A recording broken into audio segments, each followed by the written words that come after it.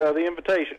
Yes, sir. I want to have you on for a couple of reasons, but let's talk about what happened a couple of weeks ago when the United States Supreme Court decided not to hear this case on on abortion-inducing drugs, and what that has done in your opinion, and according to some reports we've got saying, now for sure Arkansas is the most pro-life state in the country. Let's talk about that a little bit.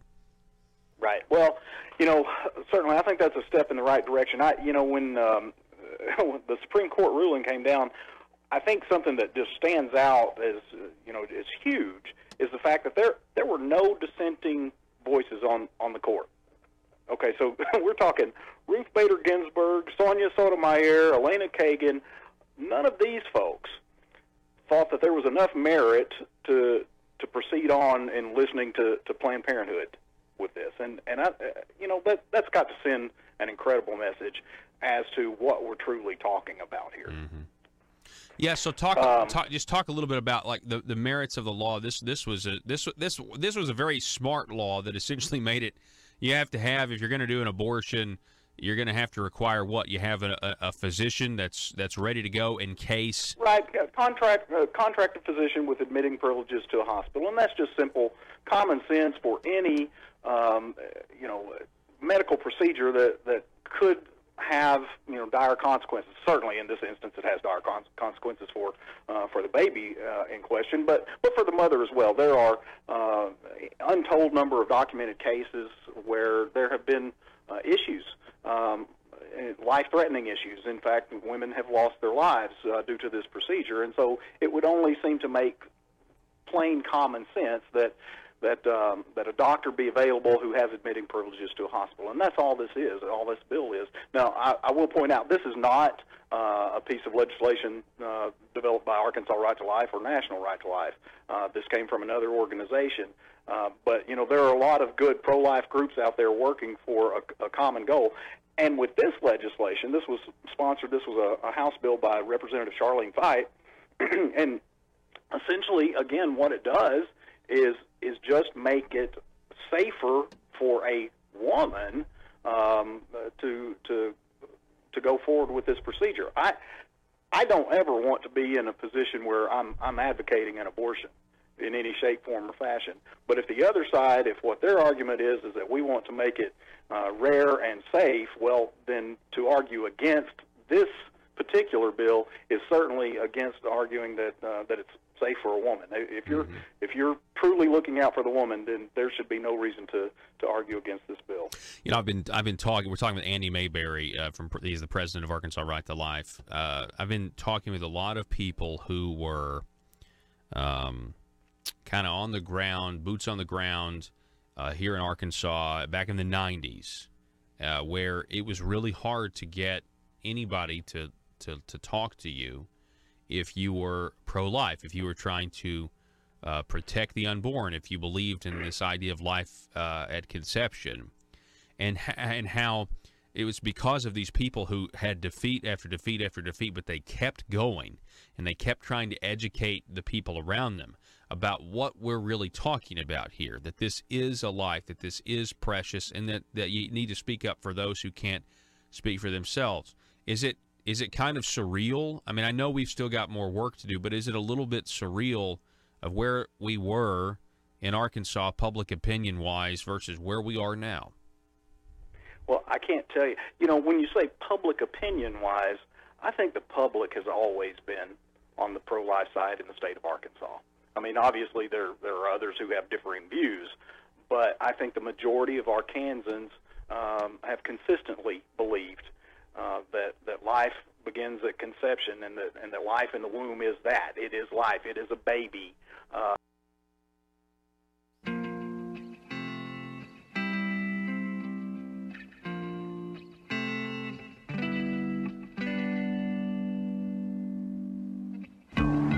I think it's time we ask ourselves if we still know the freedoms that were intended for us by the Founding Fathers. They seem to be in full-scale retreat from spending cuts and are talking about raising people's taxes again. And I have only one thing to say to the tax increasers. Go ahead, make my day. If we lose freedom here, there's no place to escape to. This is the last stand on earth. Those who would trade our freedom for security have embarked on this downward course. Whether we believe in our capacity for self-government or whether we abandon the American Revolution and confess that a little intellectual elite in a far distant capital can plan our lives for us better than we can plan them ourselves. Conduit News Radio with Paul Harrell is on now. All right, here we go, ladies and gentlemen. We got a lot of news to get to today. A ton of stuff. It seems like it's happened since we were going over the massive amount of corruption that it's, rearing its ugly head. It seems like every single day in the headlines. We're going to get to that here in just a moment. Welcome to the program, though. You have found the intersection of conservative ideas and reality, where we are building a liberty machine, and we want you to be a part of that. One of the ways you can do that is to just simply call us if you like what you hear, or maybe if you don't, I guess, 870-275-9799. Or you can watch the program over at facebook.com/Conduit News. That's facebook.com/Conduit News. We have the top headline here would be from Michael Wickline, Arkansas Democrat Gazette, reporting that legislators are now urging Senator Jeremy Hutchinson, the governor's nephew, to resign because of him being Senator A in the guilty plea of Milton Rusty Russell Cranford, essentially saying that he bribed Jeremy Hutchinson to the tune of $500,000. Of course, Jeremy Hutchinson is his attorney is speaking for him, saying he's not going to resign. But let's get to the actual, the players here. Senator Terry Rice is who has called for the resignation of Jeremy Hutchinson. Good for Senator Terry Rice. He's a Republican. He has a conservative voting record, and he has had enough. He writes, it says that he gave this note to the press, quote, "I believe while any implied accusation or fact can be handled through our legal system, the distraction and tainting of the legislative body requires action now." Now, interestingly enough, Senator Rice does serve on the Senate Judiciary Committee. Quote, "I have told leadership we have a serious problem, that public confidence is eroding, and I think at the very least, Senator Hutchinson needs to resign immediately and let his legal problems play out away from the legislature." That's what he went on to say in an interview. He was joined by the Legislative Council co-chairman, Senator Bill Sample, a Republican of Hot Springs, and State Representative John Payton. They agreed with Senator Terry Rice. Quote, 99% of this body are good, honest people, but the perception that we are not is killing this body, and it's just for the body's integrity that he should be asked to resign, Sample said. It's not whether he is guilty or not. I am not wanting to be a judge or a jury. However, the next part of this article is where it gets mad. Good for these men, okay? Good for the agreement of State Representative John Payton, good for Senator Bill Sample, and good for Senator Terry Rice for calling for this resignation. I think this is common sense. This does hurt the integrity of the body. This does hurt our confidence in our representative government in this republic, and it needs to happen. Senator Jeremy Hutchinson needs to resign. That's very obvious. However, why hasn't he resigned? Why hasn't he been asked to resign by more people like his uncle? Well, you have to understand something. They have a policy now, and they tried to take a victory lap a couple of months ago, back when everybody was calling, when nobody was calling for the resignation of Jake Files, but there was a little bit more public pressure put on the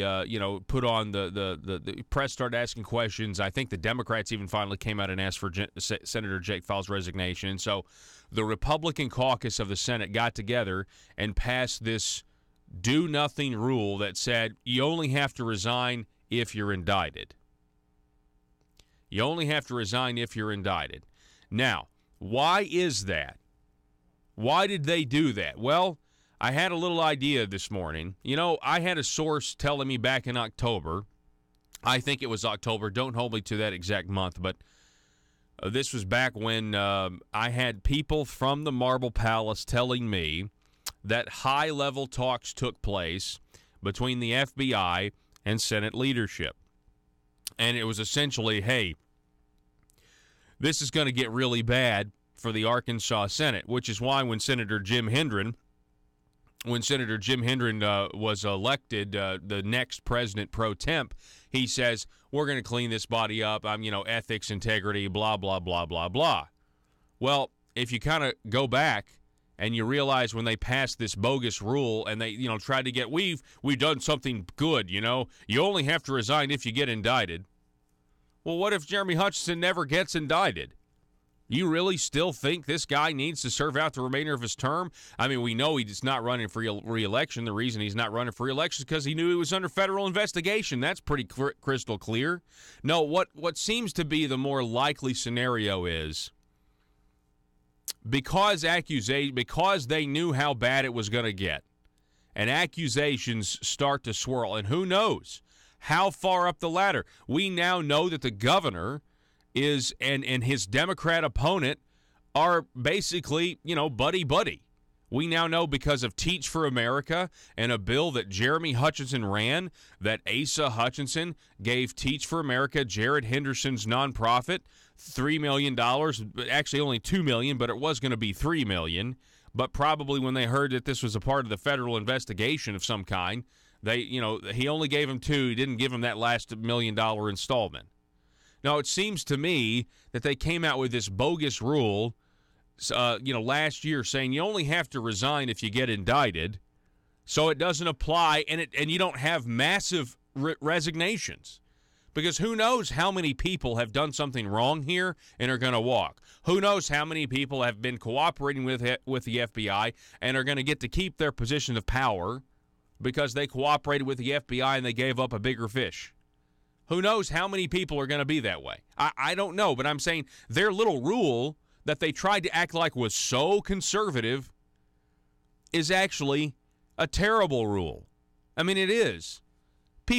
Politicians resign all the time for a bad conduct or the appearance of impropriety without actually being indicted. And yet they want to say, well, you can't, you don't have to resign. It's our policy. You don't have to resign unless you're indicted. Who do these people think they are? It's clear that they implemented this strategy for this very reason. It's clear that back when the leadership of the Senate had these meetings with the FBI, if the people that, my sources, if that is true, I believe it is accurate, it's clear that they crafted what they're going to do as everything starts to fall out, as everything starts to unravel, as every, this drip, drip, drip Arkansas corruption is revealed. Case in point, what is the current president pro temp, Jonathan Dismang, a Republican from Searcy? Senator Dismang, what did he say? In response to Senator Terry Rice calling for the resignation of Jeremy Hutchinson, the governor's nephew, Dismang says this, quote, at this point, Senator Hutchinson hasn't been indicted. We do have a process through our Senate Republican caucus, which would strip anyone that has been indicted from holding any leadership roles. And at this point in time, I don't think anybody has enough information to fully state what should happen here. You see, they're resting back on this policy they made up less than a year ago. They just made this policy up less than a year ago, and now they're like, this is our policy. We have a process. You guys just put it in, and you put it in for this very reason. Don't act like you didn't. Don't act like you didn't know how bad this was going to get. And you don't want everybody resigning. I'm telling you, this is crazy. The culture of corruption, our whiteboard this for the rest of the week, says ACE's culture of corruption. Because at this point, if our governor is not going to ask for the resignation of his nephew when he's implicated in taking $500,000 in bribes, and his response is if Senator A is indicted, he or she resigns.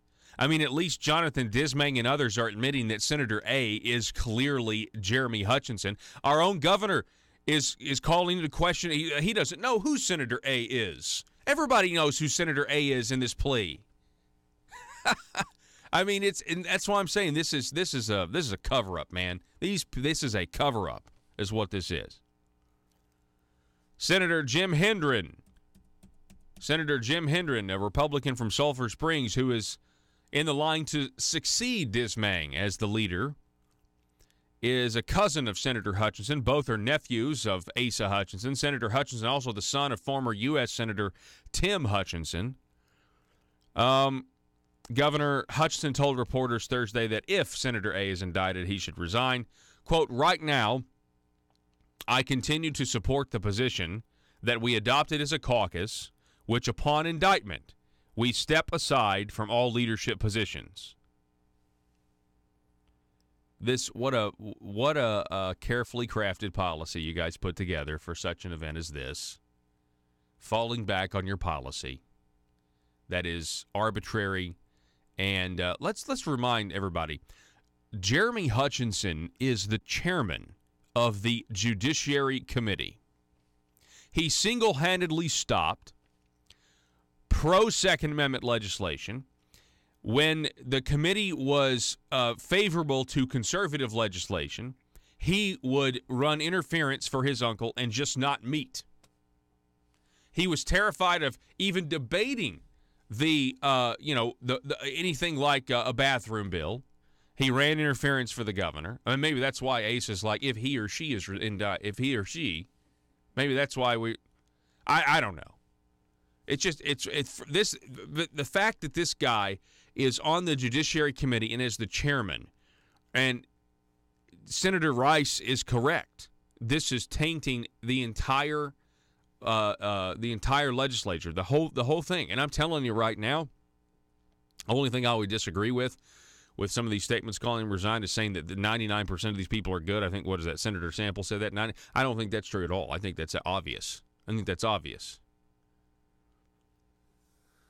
I think they knew how bad it was going to get, and I think they put this policy in so that if, for example, I mean, we have senators who've been tied to preferred family health care. We now know that senators who have not resigned, were getting money from preferred family health care. Not just Hutchinson, but it was Chesterfield, right? I think what they're, they run this policy because they know how bad it's going to get, and they don't necessarily know who's going to be indicted, but they don't want people to resign if they just have the appearance of impropriety, which I believe the Republican Party of Arkansas, not asking for Senator Jake Files to resign. Now, we do have some that are doing this, but I believe the leadership, the people, that you guys have lost your moral compass, and it is really sad because this was supposed to be the party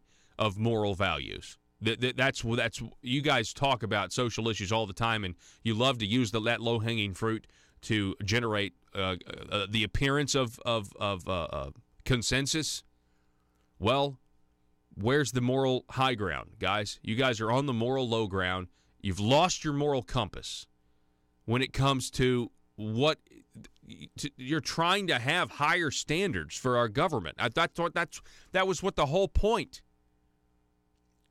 One of the main reasons you were asking people to not vote for Democrats but vote for you instead. Unbelievable.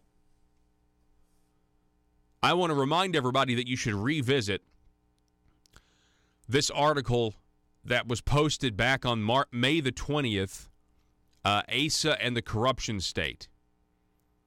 And it talks about how there's a culture of corruption at the state capitol, and some are full participants. Many others who walk the halls of the Capitol excuse the culture of corruption, or they knowingly tolerate the corruption, not wanting to offend those in power. Arkansas News is full of stories of cronyism, public corruption, convictions, guilty pleas, ongoing investigations. Legislators, former legislators, state employees, lobbyists, and a judge grabbed the money and are now felons or under investigation. And if you believe the persistent whispers in the state capitol, many others have offered testimony in hopes of avoiding indictment. What the public knows so far about corruption at the state capitol is shocking. But what we will learn from ongoing investigations, that's the question. What will we learn? And what corruption will we never know about as investigators toss some politician crooks back to build a better case against other politician crooks? Which politician will be found out next? This was before the primary, this article dropped. And it details Governor Asa Hutchinson has responded to this widespread corruption with nothing more than an occasional sad face. The governor sits silent while ethics bills are defeated without his support, while those close to him are investigated or indicted. And now we know Jeremy Hutchinson, close to him, according to court documents, took $500,000 in bribes. You talk about Asa trying to defeat the ethics amendments and the people who sponsored them, Brian King and Linda Collins Smith. He was successful in that. Then you got to look at the people around Asa, like Senator Jake Files. Let me tell you something. First of all, Senator Jake Files, there's a special election on, a runoff between Matt Pitch, who is an establishment Republican, and Republican Frank Glidewell. And the people of District 8, I would urge you to do your research on what candidates say, but can they back up what they say? And is what they are saying accurate? Is it accurate? I'm going to talk more about that coming up at 6:33. Matter of fact, there was an interesting article about that. But look at the people around Asa. Jake Files, John Woods hosted a fundraiser for John Woods. By the way, I got an old John Woods flyer I want to look at this hour. I just want to remind the people of District 8 how it's so easy to claim that you're a conservative.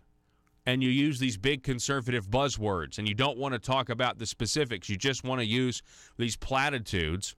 That's what John Woods did, and now he is a convicted felon for stealing your money. We have to be very careful. Specifically with Jake Files, this is a replacement of Jake Files. And Jake Files, ladies and gentlemen, stole from the people of District 8 and the people of Arkansas. It is very important that the people of District 8 put somebody else in that position that will try to correct the massive amounts of corruption that we are seeing. We got to take a break. Back in a minute.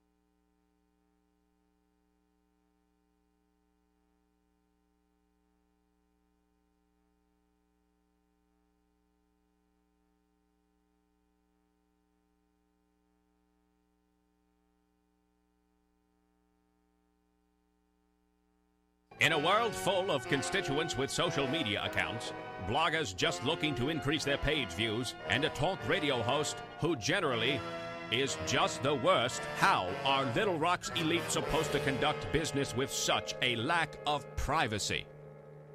Introducing the 1835 Club, older and more refined than other clubs that claim discretion. The 1835 Club is for seasoned political veterans that want to conduct the highest form of aristocratic business with the public's money. Are you a schemer? Do you someday want a guaranteed flow of taxpayer money to support your business? Is it your dream to see the .gov domain at the end of your business website? Don't listen to the imitators. The 1835 Club is the place where corrupt politicians and businessmen hatch their next crony schemes. At the 1835 Club, we make lobbying safe and legal. Ethics. Why, of course. All business is done in an ethical manner. Just look for the sign above the door that reads, Loophole. Are you tired of the Capitol Police restricting your access to the roof after a perfectly good night of drinking? The 1835 Club has libations and a perfectly good roof. Other crony clubs that promise discretion try to lure you in by advertising bars made out of aeroplanes. Well, at the 1835 Club, instead of an airplane fuselage, we've got a space shuttle. No, not a bar. We've got an actual space shuttle that makes a daily run to the moon so members of the 1835 Club can have some real privacy away from the bloggers and taxpayers. Are you an Arkansas aristocrat? Do you want to be? It's the 1835 Club, and we work tirelessly to make sure the good old boy system remains alive and well. Join today. Disclaimer. The 1835 Club reserves the right to deny membership to anyone who has principles. Any talk of the Declaration of Independence or the Constitution must be done in jest or, at the very least, with a condescending tone. And finally, the 1835 Club will be given a 25% commission of any agreements made between politicians and the business community. PHP Parody.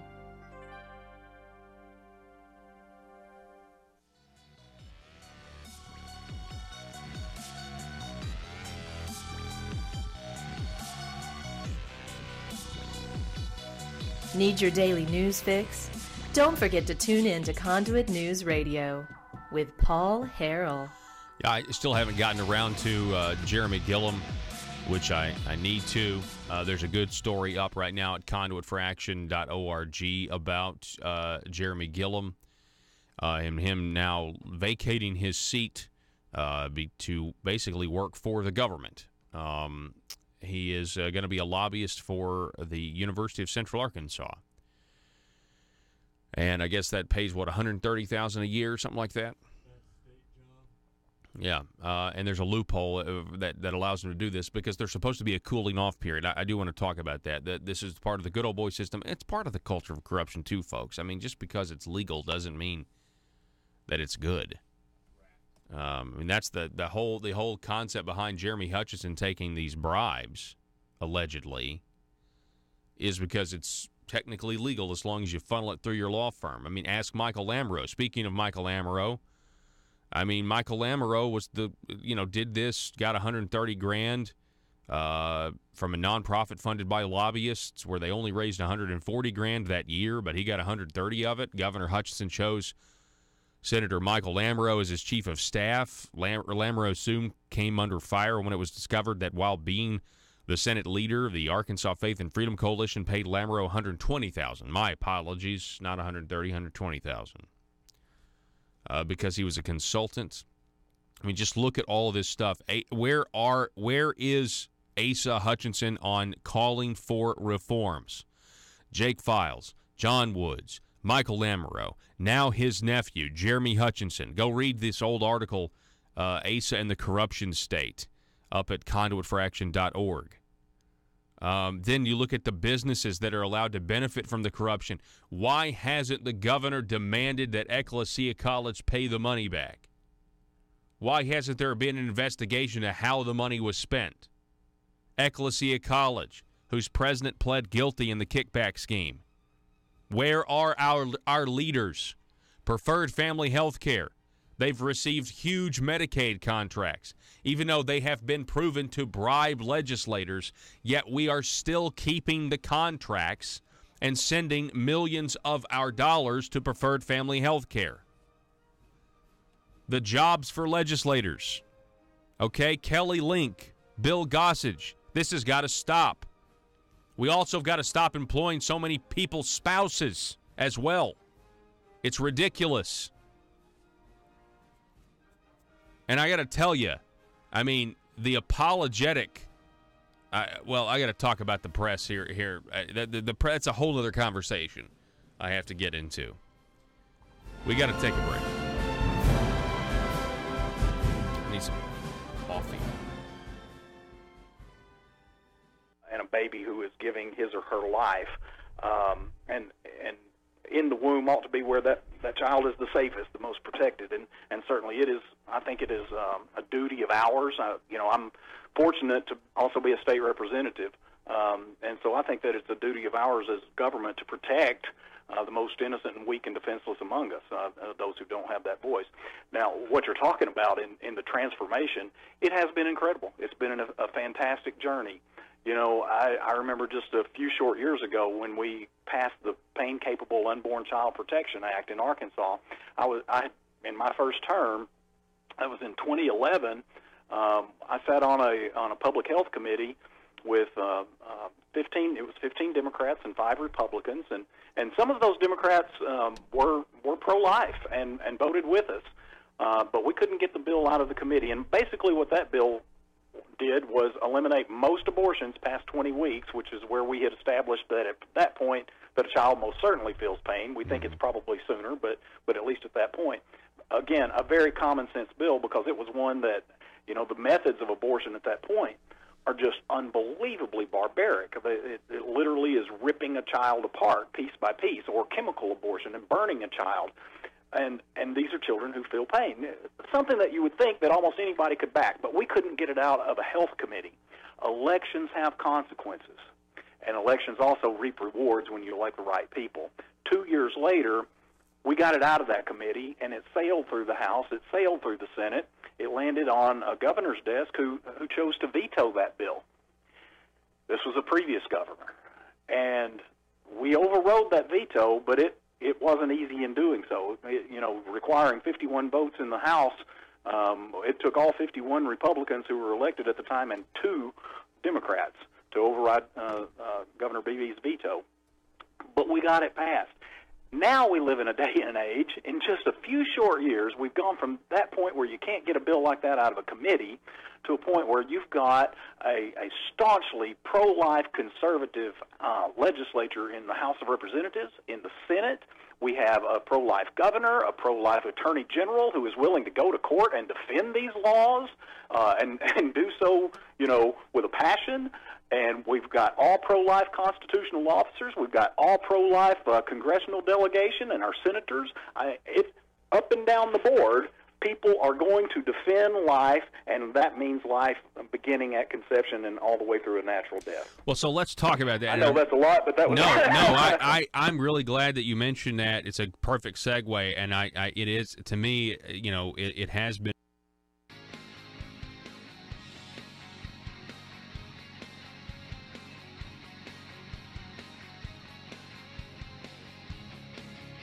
The intersection of conservative ideas and reality. Conduit News Radio with Paul Harrell.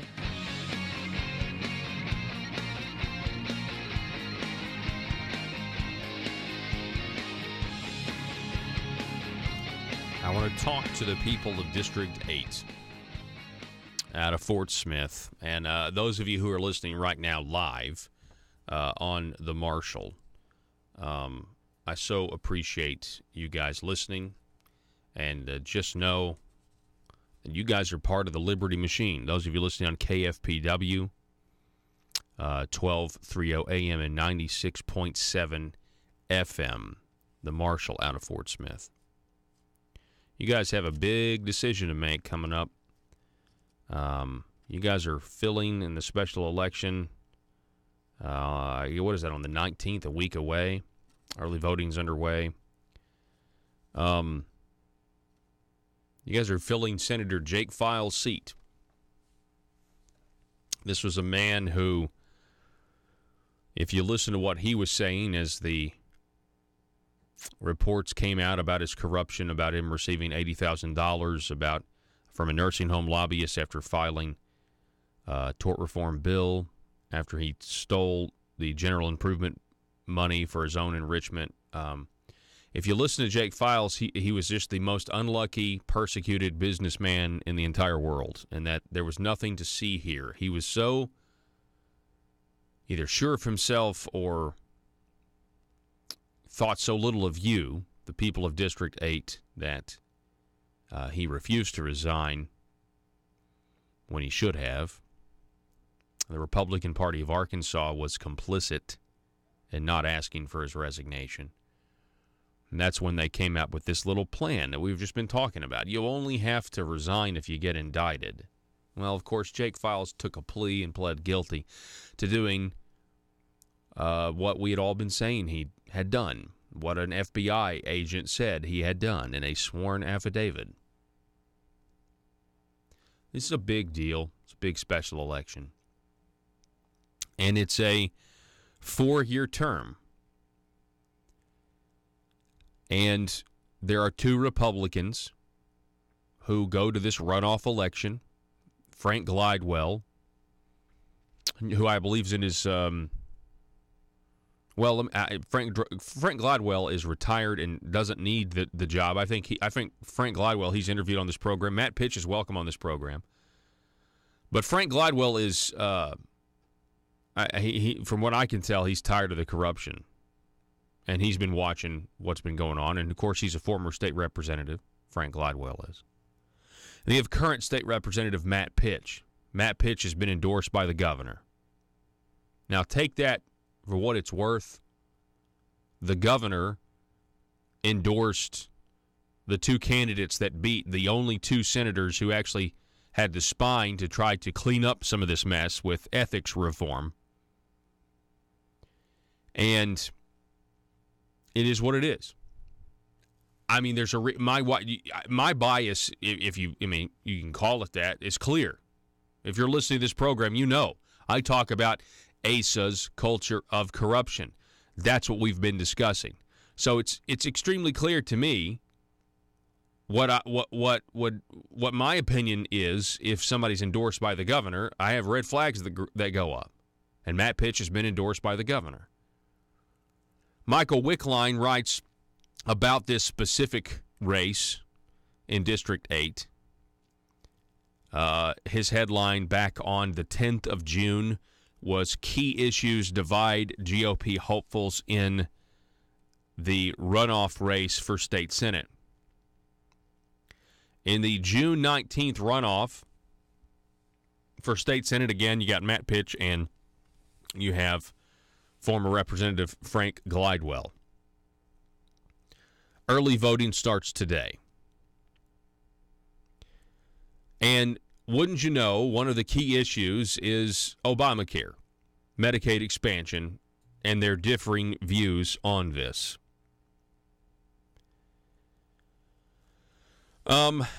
Let's read what Michael Wickline said. Scrolling down, Glidewell said voters should cast their ballots for him because he's very conservative and has no special interest at heart other than the tax-paying citizens. The 73-year-old retired electrical contractor, Frank Glidewell, served in the State House from 2005 to 2011. He lost in a 2010 Senate primary runoff to Jake Files. What a different environment. We can only speculate how much better off the people of District 8 would have been had you voted for Frank Glidewell over Jake Files back in 2010. Well, you have another shot, District 8. You have another shot. He was also a Sebastian County judge from 97 to 98. Matt Pitch, State Representative Matt Pitch, who kind of rose to fame on this program because he came up with a pilot program to tax you by the amount of miles the state records on your odometer on your car. And that bill was pulled after people found out what it was. State Representative Matt Pitch said voters should choose him because his legislative tenure has led Fort Smith to be relevant in discussions of statewide issues. What does that even mean? Matt, is it a statewide issue like this? Arkansas Times headline, October 16th, 2017. Joe, throw this other article up on the screen. Headline, Fort Smith legislator paid almost $700,000 on a port concept. A waste, says one evaluation. It was called the Arkansas River Port Project. Kind of reminds me of the South Side. It kind of reminds me of the River Valley Sports softball complex. River Valley, right? But instead of the River Valley, instead of the Jake Files, softball complex, instead of that, You have the Arkansas River Port project, where he made $700,000 in 8 years. Some $1.6 million in public money has been poured into an Arkansas River Port project, the Western Arkansas Intermodal Authority, but nothing tangible has come of it. In that time, reports Eric Mitchell for Talk Business and Politics, Pitch has received more than $696,000 in pay, consulting fees, and expenses. Pitch responds that the writer should consider the pay came over 8 years and that he has had to pay taxes on his income and bear the cost of his family benefits package. Fortunately for him, state legislators can buy very affordable health. Anyway, listen, you just make up your mind, Fort Smith, whatever. I find, but if you want to know the truth, I mean, this was a whole idea to try to make, a port, up there in that area. Go back to the key issues. Pitch is telling Michael Wickline, go back to the key issues. He said voters should choose him because his legislative tenure has led Fort Smith to be relevant in discussions of statewide issues. I don't even know what that means unless we're talking about the port project where you made $700,000 on. Yeah, I mean, everybody, that's the thing. I don't even know, I've never thought of Fort Smith as irrelevant anyway. Like, everybody knows about Fort Smith, and yeah, that's a good point, Joe. Joe says they're part of the state, therefore they're automatically a part of statewide issues. They're part of the sovereign state of Arkansas. It says here Matt Pitch, 54, is the executive director of the Western Arkansas Intermodal Association and is part owner of a biometric gun-safe company called Arms Reach. Let's see, so there's a high-profile backing. You have Denny Altus, who was a part of the three-man race. And Denny Altus is backing Glidewell in the GOP runoff. He's a former state representative as well. But you have Republican Governor Asa Hutchinson and Congressman Steve Womack. They're supporting Matt Pitch, which is what it is. You can read the whiteboard behind me. Let me see here. Let's keep going. I want to get to the actual issues. Arkansas Works. Glidewell says he favors phasing out over a 2-year period the Arkansas Works program that provides private health insurance to about 280,000 low-income Arkansans. He writes, I'm opposed to Obamacare in any form it takes, including the private option in Arkansas Works. Okay, that's a clear contrast to Matt Pitch. Well, actually, Matt Pitch tries to muddy the water here, doesn't he? Matt Pitch says he doesn't consider Arkansas Works to be Obamacare, which means that Matt Pitch disagrees with Asa Hutchinson himself, because Asa Hutchinson considers Arkansas Works to be part of Obamacare because he said so at a national conference. Now, he said this after he denied it back in 2016 inside our borders, but then he went to a conference and he admitted that it's a key pillar of Obamacare. Pitch doesn't consider Arkansas Works to be Obamacare because he knows that Obamacare polls bad. And, I mean, okay, here's the quote. It is a response to the Affordable Care Act from a state that saw a unique way to improve on it. So it is part of it. You just improved upon it. So, It's still there.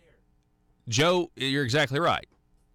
He's admitting in his statement that it is Obamacare, that you are improving Obamacare.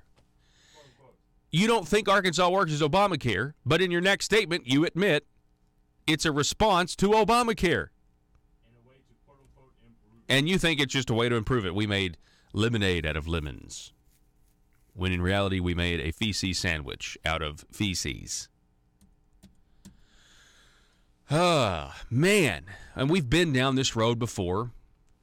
We know that this is about big government, and it's about a $2 billion program. There's people here listening in Fort Smith that may have never heard some of these points. But this is about a $2 billion program a year to insurance companies. And if you want to know why we have so many politicians getting indicted or being mentioned in guilty pleas, or they themselves pleading guilty, Fort Smith, hear me. It is because $2 billion was injected into our state. It is, and they use that money to bribe and enrich themselves, period. If we send them less money to steal, then we have a smaller government. And that's kind of my mentality at this point. I think it's most conservatives that actually know what's going on. We have to send them less money to steal.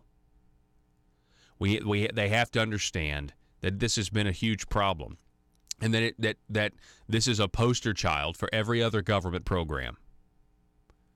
This is what happens when you give them this kind of money. This is what happens. I wrote yesterday, just kind of jotting down some reflections after the show yesterday.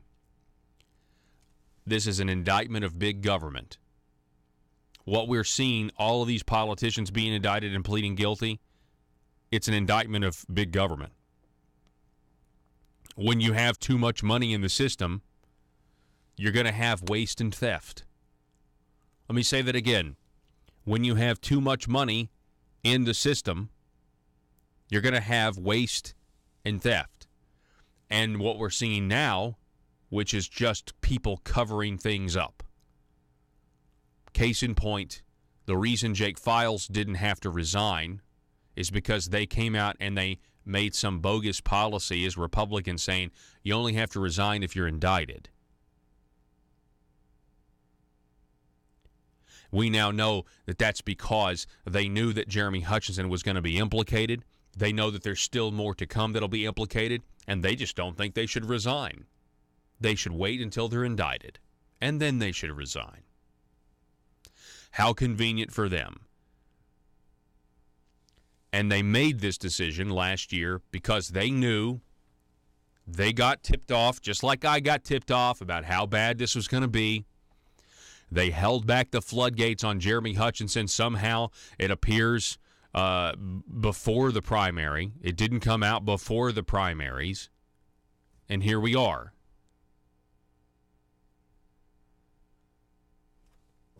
I mean, I'm going to keep going here with it for the sake of District 8 here. Glideville said he would have voted against Asa Hutchinson's plan enacted in 2017 to exempt military retirement benefits from the state income tax because of the tax increases included in the law. That law also cut the excise tax on soft drink syrup, but it increased the sales tax rate on candy and soft drinks from 1.5% to 6%, levying income taxes on employment insurance, and imposed a sales tax on certain digital products. The tax reductions are projected to eventually pare revenue by $19.3 million a year. The increases will raise the same amount, according to Michael Wickline. Glidewell said he supported exempting the military retirement benefits from the state income taxes without increasing other taxes. But Matt Pitch, District 8, Matt Pitch said, quote, "We already have had people move to this state because of that bill. It is a balanced tax cut that was paid by other taxes. I supported it because of my belief that military veterans have protected us and the freedoms we enjoy, and I will always support those people." Glidewell said he would have voted against a bill approved by the Senate but rejected by the House in 2017 that would have required out-of-state companies without a physical presence in the state to collect taxes on online sales. He said he opposed internet sales tax and that the legislation is unconstitutional. Pitch said he voted for the tax increase legislation to protect local businesses, which that doesn't make sense. State Representative Matt Pitch, how does giving more money to the government protect local businesses? People are still going to shop on the internet. If they're shopping on the internet now, the difference is big government gets to be big government again. Folks of District 8, I want to encourage you. You've got early voting starts today. I want you to understand how you have to parse, you have to sift through what is actually being said. It is very easy in today's world in Arkansas to sound very conservative. Case in point, I have a flyer I would like for you to see. This is a flyer promoting the election of Senator John Woods. You see it there. Go ahead and take my face off so we can get this full Here we go. John Woods is a proven conservative. By the way, this is a flyer that was put out by Arkansas. Arkansas. That's right. Conservative Arkansas, which is not a conservative PAC, but they call themselves that. John Woods is a proven conservative. Increasing the milk tax. He opposes. Fighting illegal immigration, requiring employers to verify citizenship. He supports. Second Amendment, open carry, supports. $1 million to implement Obamacare, opposes. Signed into brief, opposing Obamacare, individual mandate. Signed. Conservative Arkansas is proud to endorse John Woods for state senate. Go to the next slide, Joe. Thank you, John Woods, for standing up against Barack Obama. John Woods voted against and helped defeat Obamacare in Arkansas. John Woods voted against the funding for Obamacare in Arkansas. John Woods signed on to a brief opposing Obamacare that was sent to the U.S. Supreme Court. John Woods supported folks expanding Obamacare in Arkansas. Then you have the conservative Arkansas Executive Director, Patsy Wooten, on this flyer. John Woods is a strong Christian conservative who will fight to protect the values of Northwest Arkansas. John Woods funneled and laundered money through a Christian college named Ecclesia to enrich himself. Is that what Christian means? I mean, should be an albatross, number one, around conservative Arkansas's neck. But I'm not really as concerned about them as much as I'm concerned about the people of District 8 who are in the process of deciding whether to vote for Matt Pitch or Frank Glidewell, because it matters considering you're replacing Jake Files, and Jake Files and John Woods have made Western Arkansas not look so good. They haven't made Western Arkansas look so good, have they? You have to pay attention to what is said specifically. You can't let these people get by with platitudes. And I'm happy that Glidewell would have voted against that tax increase bill with the veterans, because we should have absorbed the spending cuts by just making cuts. I'm sorry, we should have absorbed the tax decrease by just making cuts. But our Republicans, apparently, they don't believe in cutting spending. Frank Glidewell appears to believe in cutting spending. He also opposes the largest expansion of government in Arkansas history, Obamacare. And yes, it is Obamacare, even though Matt Pitch disagrees, but then also agrees, if you read his statements carefully. We've got to go to break. Back in a moment. Russellville-based firearms manufacturer Omega are making clones of the most notable German firearms in the world. These delayed rotor-lock firearms have been and are currently used by law enforcement and military worldwide. At Omega, they manufacture their guns right here in Arkansas and produce the best reproduction in the marketplace that comes with a complete 5-year warranty. At Omega, they take firearm manufacturing seriously and offer discounts to active and retired law enforcement. Whether you're using Omega firearms to defend the public, defend your family, or for target practice, Omega has your back. For pricing, go to omega-guns.com. That's omega-guns.com. If you're like me, you believe that small business is the heart of Arkansas's economic engine, and it should be viewed that way by the politicians in Little Rock. Conduit for Commerce also believes, like you and I believe, policies that achieve less regulation and lower taxation help small business in Arkansas thrive. Other policies like small, constitutionally consistent government and reducing citizen dependency on government keeps it from growing and expanding its influence on our daily lives. Conduit for Commerce works every day to educate the general public and legislators on these important priorities in the name of Arkansas small business. By the way, contributions to Conduit for Commerce are tax deductible. Log on now to conduitforcommerce.org and click on Contact Us on the right side of the page. That's conduitforcommerce.org. Go there now and learn the facts on protecting small business in Arkansas.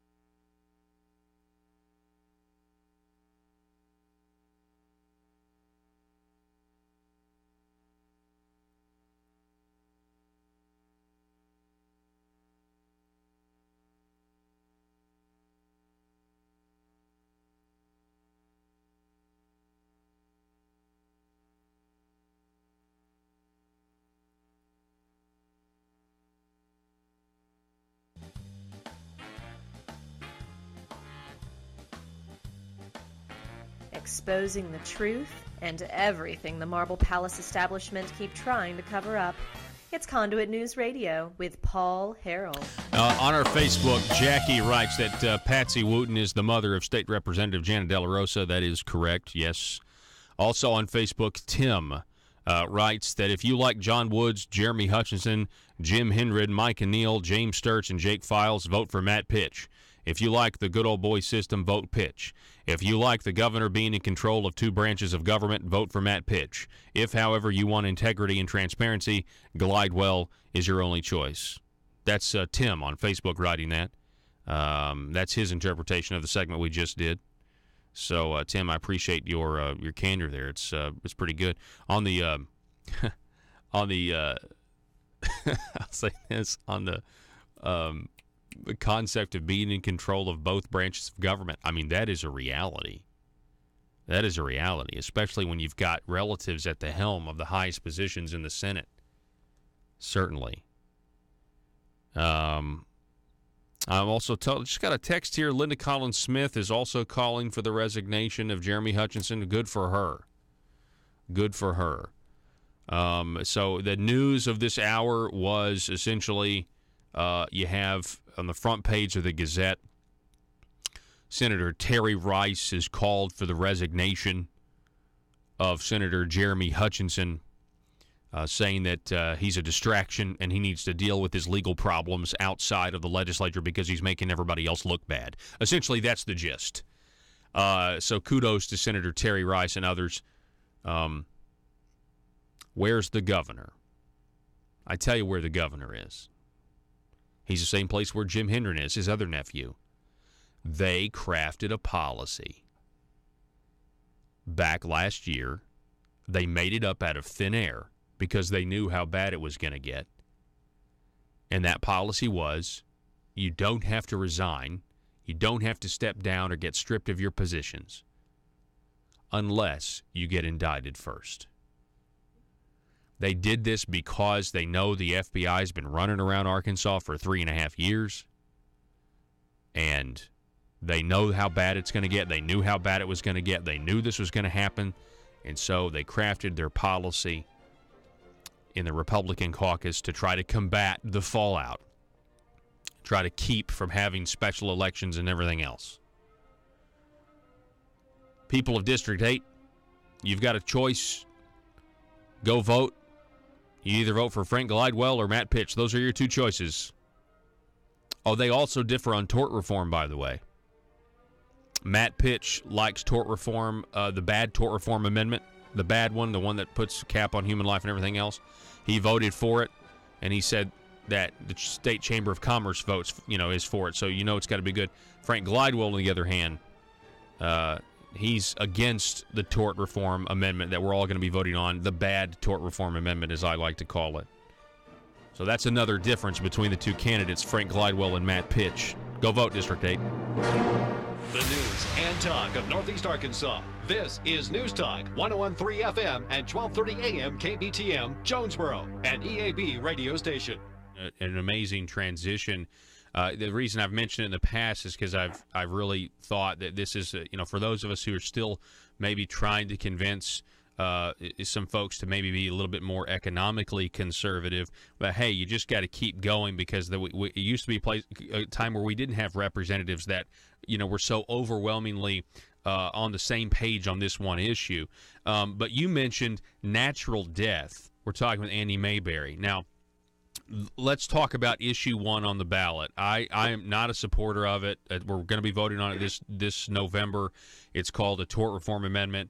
I think there's some good tort reform, but I think I've been calling this the bad tort reform amendment. Now, you have another pro-life organization, Family Council, taking a lot of criticism, a lot of heat, because they, just like you said, they believe in natural or life at conception to natural death, and they believe that this is going to be antithetical to that. So I guess, Andy Mayberry, what are your thoughts on this so-called tort reform amendment?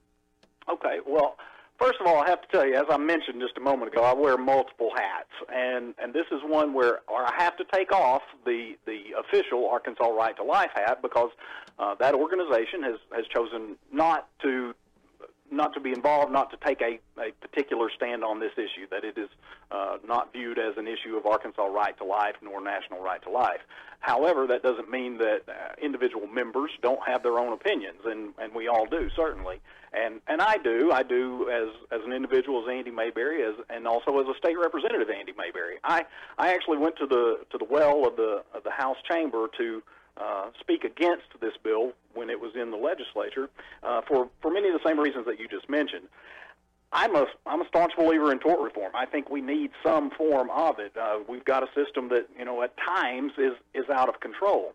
But we have to be very, very careful in how we approach that and not devalue life in the process of it. And I'm not here to say at all that if you are in favor of issue 1 that you're not pro-life. Like I said, we have members of our board of directors who are in favor of issue 1. That doesn't mean they're not pro-life. I know representatives and I know people who very much believe in this, who they're pro-life. But when we're taking, as a legislature, taking it out of the hands of a jury, out of 12 of your peers, and we are arbitrarily picking a number out of thin air, and that is how it is done, and that is how it was done. It was actually a lower figure to begin with. The cap on non-economic damages went from $250,000 to $500,000 simply because they didn't think they could pass the $250 cap. It's a number just randomly selected, and saying that here's the cookie-cutter approach to this. That is a very dangerous step, and I don't believe personally, I don't believe is constitutional. I believe in tort reform. I don't believe in this version of tort reform. Yeah, and I'm the same way. And there's some people that are. I feel like you qualified it saying it doesn't necessarily mean you're not pro-life, and I think it's because there are so many. There are so many Republicans who are for this, who are also, when it comes to the abortion issue, so strong, and they really don't want to ever be labeled. Who wants in this day and age? To your point, you're not pro-life. Yeah, they definitely want to avoid that. But I find it interesting. Some of their arguments are the same, meaning you have opponents of issue 1 saying this is going to be bad for our elderly. And then you have supporters of issue 1 saying this is going to be good for our elderly. Which is it, Andy? Well, I personally don't think that it is going to be good for our elderly. I think that the people who might be most susceptible to negative repercussions of this are the people who are the most weak and defenseless, those who are the elderly, the infirm, the handicapped, those with special needs, potentially, that they could potentially be the people who suffer the consequences the most. And I think that anytime we're taking a step this big, I mean, we're writing this into the Constitution of the state of Arkansas. And when you do that, you need to be absolutely 100% sure that the step you're taking is the right one. I like for my default answer to be no. Because I figure that I've survived to this point the way under the status quo. I'll probably survive tomorrow. My neighbors and colleagues and friends and family and those around me will probably survive tomorrow if a change isn't.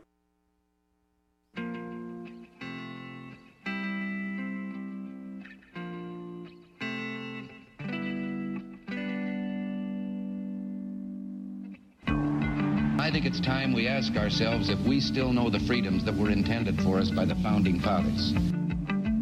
They seem to be in full-scale retreat from spending cuts and are talking about raising people's taxes again. And I have only one thing to say to the tax increasers. Go ahead, make my day. If we lose freedom here, there's no place to escape to. This is the last stand on earth. Those who would trade our freedom for security have embarked on this downward course. Whether we believe in our capacity for self-government or whether we abandon the American Revolution and confess that a little intellectual elite in a far distant capital can plan our lives for us better than we can plan them ourselves. Conduit News Radio with Paul Harrell is on now. It's hour number 2, 870-275-9799. Telephone number to call or text. Also broadcasting at facebook.com/Conduit News. Thanks so much for being with us. Good morning to everybody out there. You've found the intersection of conservative ideas and reality, and we are building a liberty machine. We told you yesterday about the news. The corruption in Arkansas continues. You have Jeremy Hutchinson being implicated in receiving $500,000 in bribes, according to court documents. He has not stepped down, says he will not step down. The governor has not called for his resignation because they have a phony, bogus policy they set up last year to protect and insulate themselves for such an occasion, where the Republican caucus last year attempted to say it was conservative, that you don't have to resign or step down from your committees unless you're indicted. And so because Jeremy Hutchinson has not been indicted yet, even though he's been named to Senator A in 2 guilty pleas with Hank Wilkins and Rusty Cranford, he doesn't have to go anywhere. That is a little different. The news, I guess the news today is that Senator Terry Rice, Republican, has called for his resignation. Senator Bill Sample, Republican, has called for his resignation. State Representative John Payton agrees as well, according to the Arkansas Democrat. And I'm just told that Senator Linda Collins Smith has also called for the resignation of Senator Jeremy Hutchinson. This is very good news. This is an obvious, I think there's some people that are trying to save the moral compass of the Republican Party of Arkansas, because right now they are teetering on the edge of moral bankruptcy. Here to talk more about that moral bankruptcy, we have a military veteran, a Republican pioneer in the state of Arkansas. Mr. Gene McVeigh is on the line. Gene, welcome back to Conduit News Radio. Good to be with you, Paul. And unfortunately, if you broadcast 24 hours a day, you won't be able to cover all of the corruption going on. Yeah, you are exactly right. It's a sad state of affairs, Gene. I've been trying to get to this Jeremy Gillum becoming a lobbyist, articles for a while. I haven't been able to do that yet. Hopefully, I will at some point, because I do want to talk about it. But specifically with Jeremy Hutchinson, Gene, what are your thoughts on all of this? Do you think he should resign? Well, yes, I do, and I could not be prouder of Terry Rice for stepping forward. And I wonder where our Attorney General. We've only had one Republican Attorney General since Reconstruction, and maybe it's time for Leslie Rutledge to weigh in on these corruption activities. That's a good. I haven't thought of that. That is an interesting angle. Gene, you've been, we always call you a Republican pioneer because you were a Republican in Arkansas when you couldn't be.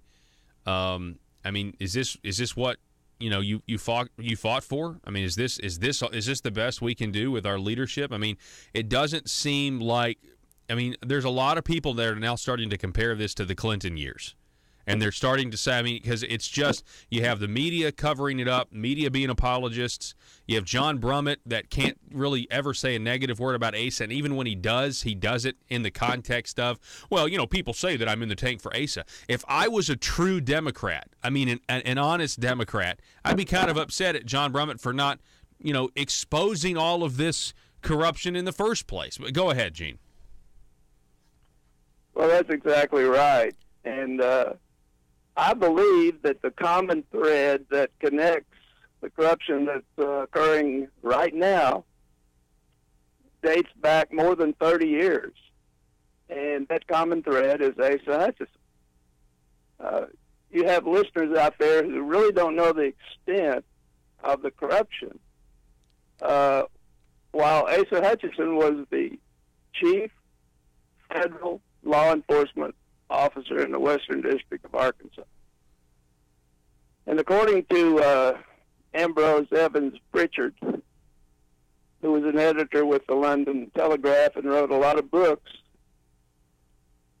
he said that Barry Seal was probably the biggest importer of cocaine in American history. Between 1980 and his assassination in 1986, his team of pilots smuggled 36 metric tons of cocaine, 104 tons of marijuana, and 3 tons of heroin. the sums of money involved were staggering. Seal left a number of operational bank accounts. One of them in the Cayman Islands branch of the Fuji Bank had an interest-earning balance of $1,645,433,000. Now this buries real quick, Gene. Didn't Tom Cruise, or wasn't there a movie about this recently? Yes, didn't there Tom is. Cruise I make have the DVD. It's called American Made. There have been books written about it. It's been written about in the Wall Street Journal and other publications across the globe. And it's basically been a huge cover-up. And it involves, the Iran-Contra affair almost brought down the Reagan White House. That's how serious it was. So you're saying that this culture of corruption here in the state of Arkansas, I mean, it's kind of, you're getting very specific. But what I have been saying is that, when the people of Arkansas started voting for Republicans over Democrats, they were doing so because they agreed with the issues in the platform. But more importantly, I think they were voting for reform, big-time reform from the way our government here in Arkansas works. And I don't see that there have been reforms. Instead, we have Republican politicians in leadership, it seems, bending over backwards to not call for the resignation of one of their own who happens to be Ace's nephew. Well, it's just the opposite is happening right now.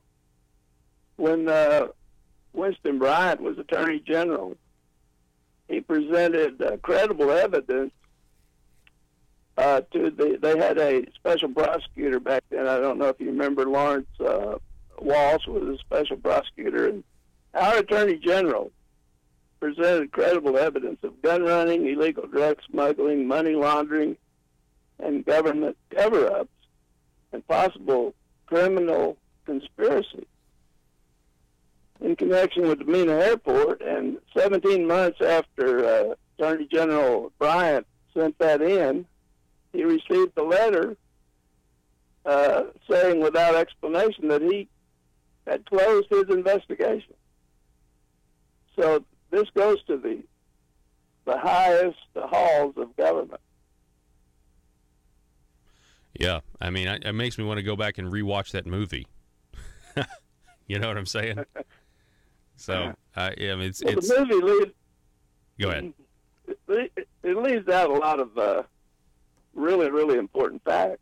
We had an honest, honorable Arkansas State Police investigator named Russell Welch, and we had an honorable IRS agent and investigator, Bill Duncan. And both of those investigators had their careers destroyed. Russell Welch was infected with weapons-grade anthrax. Whoa. And barely survived. And then he was ridiculed publicly by the Arkansas State Police leaders. He was transferred. He ended up finally resigning in disgust. And Bill Duncan. And all this, I want to remind everybody, this, what you're saying here, this was during the, when Bill Clinton was governor, correct? Bill Clinton was governor, and this happened during the when Asa Hutchinson was the U.S. attorney. So that's the connection. That's the connection that you're making, then. Absolutely. Okay. But here's what I want your listeners to ponder. Think about this. Asa Hutchinson took 300 federal agents and surrounded the Covenant, the Sword, and the Arm of the Lord compound. I remember, yeah. Here, that was a big talking point in the primary that they put out. That he put on the Kevlar vest, and he went in and negotiated a hostage situation or something. Well, they went after this old preacher, James Ellison, in Elijah, Missouri. And James Ellison he did not resist. And as you say, Asa Hutchinson interviewed him while wearing a flak jacket. But they had a peaceful resolution. They arrested and convicted Ellison, who spent about a year in jail. Ellison gave them 6 names of Aryan Brotherhood members. They prosecuted, and they were all found not guilty. But here's my question. Especially for those who idolize Asa Hutchinson. Why didn't Asa Hutchinson take 300 federal agents and raid the Berry Seal operation in Mena that was operating in Asa Hutchinson's jurisdiction instead of creating a diversion and media event in Western District of Missouri that was not under Asa Hutchinson's jurisdiction?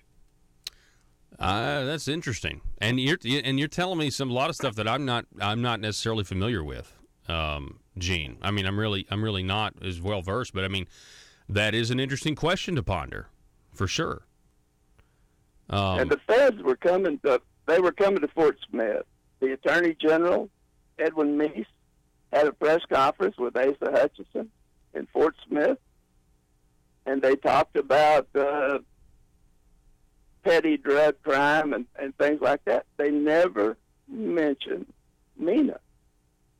And George H.W. Bush came to Fort Smith. I received a phone call.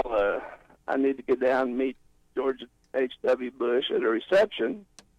And so I went down and met him. When we shook hands, I said, I didn't catch your name. And the vice president broke out in laughter, and he took my hand with both hands, and he talked for quite a while. But why would the vice president, the former director of CIA, be visiting Fort Smith while all this stuff's going on in Mena? Yeah, I have no idea. We're talking with Gene McVeigh. I brought him on to talk about the culture of corruption. We're getting a history lesson here, so that's certainly interesting. Well, let's kind of bring it to the Gene. Let's bring it to the modern day. What is the solution now? Okay, I want real quick in the brief time that we have left. I would just like your thoughts on where we go from here. I mean, you have, because of the guilty plea of Rusty Cranford, you have Jeremy Hutchinson exposed, but not only Jeremy Hutchinson, but Entity H, which we now find out is this group, Teach for America, that Asa gave $2 million to because of a bill sponsored by Jeremy Hutchinson. And the president of Teach for America, this nonprofit, or the executive director, is Jared Henderson, the Democrat running against Asa now for governor. It seems like it's all one big close-knit family, and that there, is not even, there's no difference between the Democrat and Republican in this sense. What do we, as the people, need to do from here on out? Well, you talked about Frank Gladwell. If Frank Gladwell is not elected, then the number of honest conservatives in the legislature is, like the governor said, pretty much irrelevant. We need to be able to stop our tax dollars being spent to fight FBI subpoenas. Are you kidding me? Mm-hmm. And we can't even know how much they're spending. Yeah, you're talking about... And what they're trying to cover up. Yeah, the Bureau of Legislative Research hiring outside counsel to stop FBI from getting their documents. Yeah. Exactly. And it just goes on and on and on. Anybody who tries to bring ethics reform to the Marble Palace is going to be targeted and ridiculed.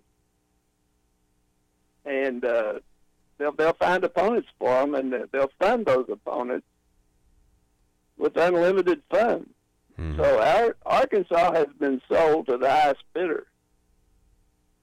And the highest bidder is the big pharma, the healthcare insurance, the hospital conglomerates. Yeah. So we just have to hang on, I guess. Yeah, it's almost We're like on a roller coaster it's ride. almost like we just have to we kind of have to endure it. That's kind of where I am, and I really hope.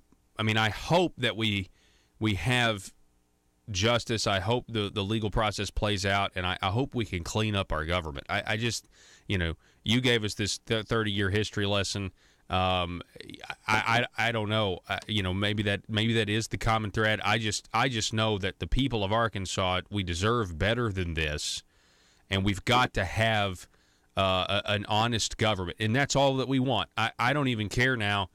I'm getting to the point where if you're a Democrat, but you're an honest Democrat, I would rather have an honest Democrat that is in office and just tells people where they stand than have these dishonest Republicans that are claiming to be more conservative than they really are, and they're stealing from us and taking our money. I mean, illegally. Like I'm to the point I can't even talk about limited government policy, Gene. I just want honest government, and that's kind of where we are. And I feel like the people of Arkansas, we deserve an honest government, and I don't feel like it's tainted right now. Senator Terry Rice is right. I'll give you the last word, Gene, and then we got to go. Well, I have to say that I miss Mike Beebe. Oh wow! I'm not a Democrat, but Mike Beebe was so much more honest than what we're seeing right now, in spite of being for Obamacare and some of those things. At least I trusted Mike Beebe. Wow. That is a huge statement. Gene McVeigh, Republican pioneer, been doing this for a long time. I appreciate you. Thank you so much for coming on, sir.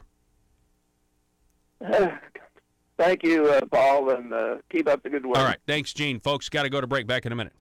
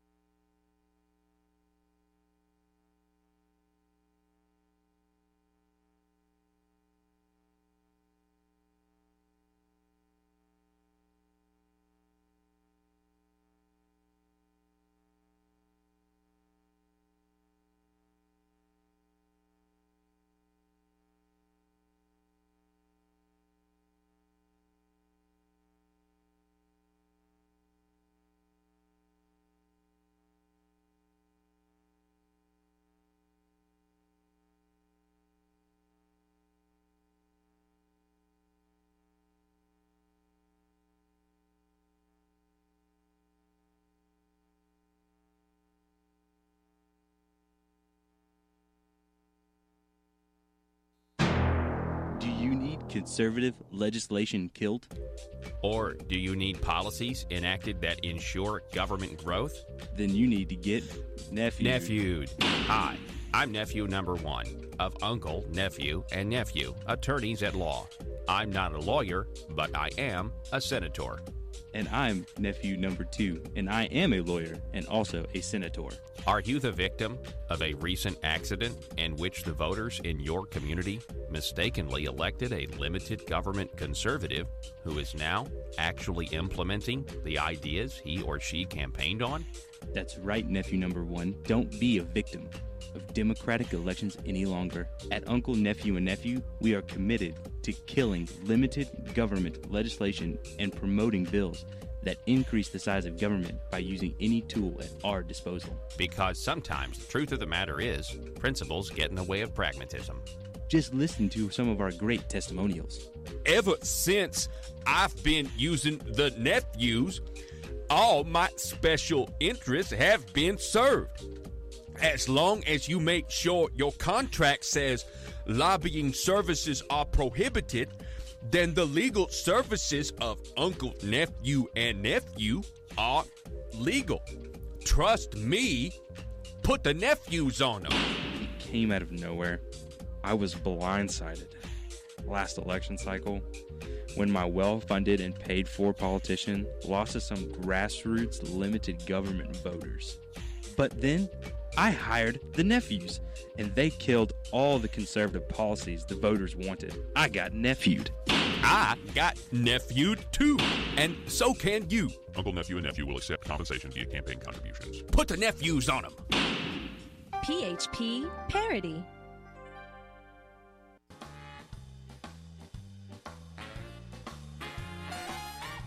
Determined to drain the swamp in Little Rock, it's Conduit News Radio with Paul Harrell.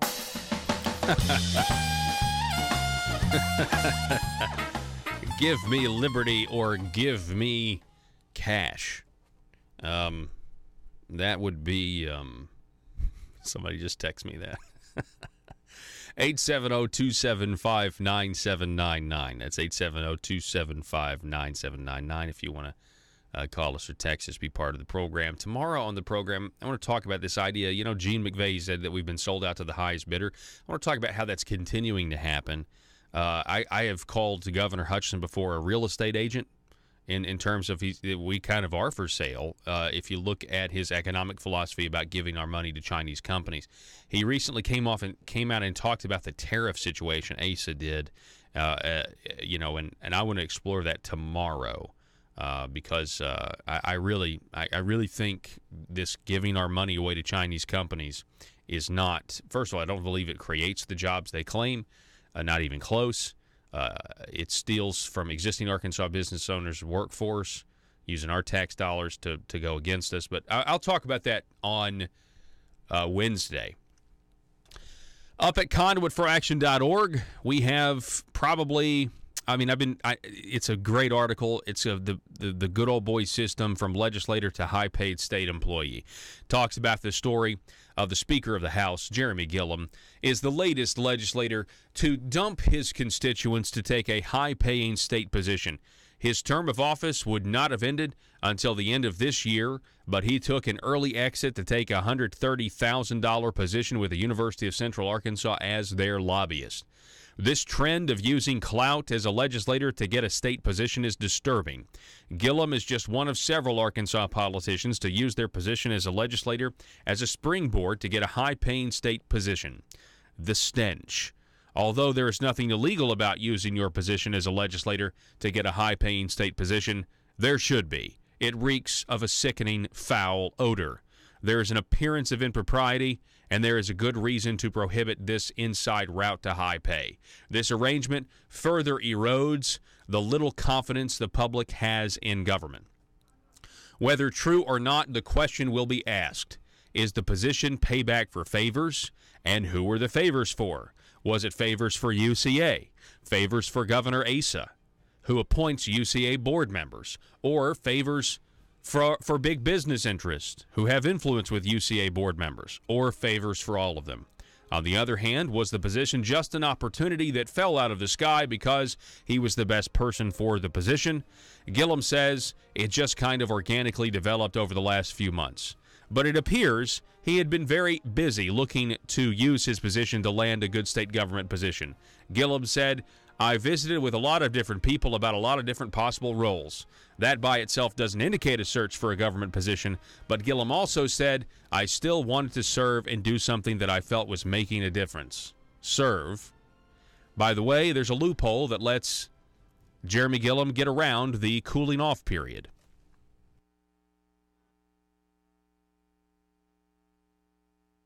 Made. However, if I make a change for the better, but I'm not sure that it's for the better, it could turn out to be far for the worse, and I fear that that's the route we're taking.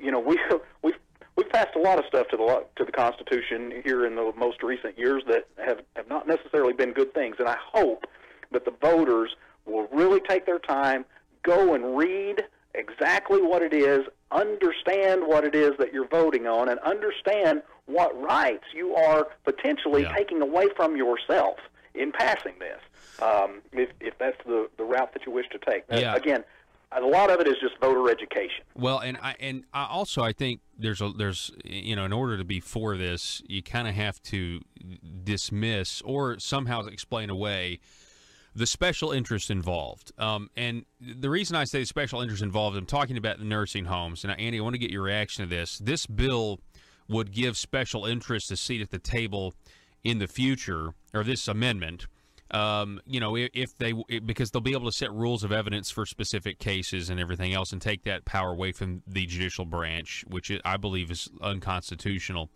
But considering that's what we're facing, but also considering the headlines, I mean, considering that we have a judge that pled guilty to taking a bribe to lower a nursing home judgment, and then the recent evidence about, Senator Jake Files, who pled guilty, but now we have a special prosecutor involved investigating an $80,000 wire transfer from a nursing home lobbyist.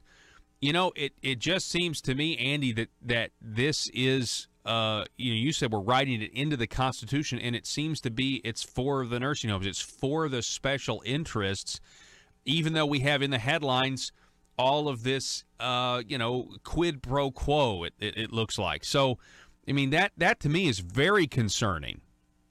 What do you think? Well, again, I believe in a system of checks and balances, and for the most part, we get things right. Going to the point of the lobbyists, I'll say, there are good lobbyists and there are bad lobbyists in all industries, just as there are good lobbyists or good participants in every industry, whether that's a plumber, an electrician, so forth.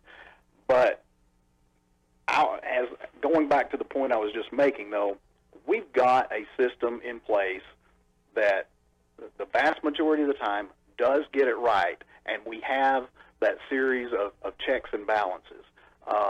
That's not to say that we don't need some tweaks to the system. That's not to say that we don't need to make some adjustments. But we've got to make very sure that what we're doing is the right thing to do, because, as we said, this is going in our Constitution. Yeah.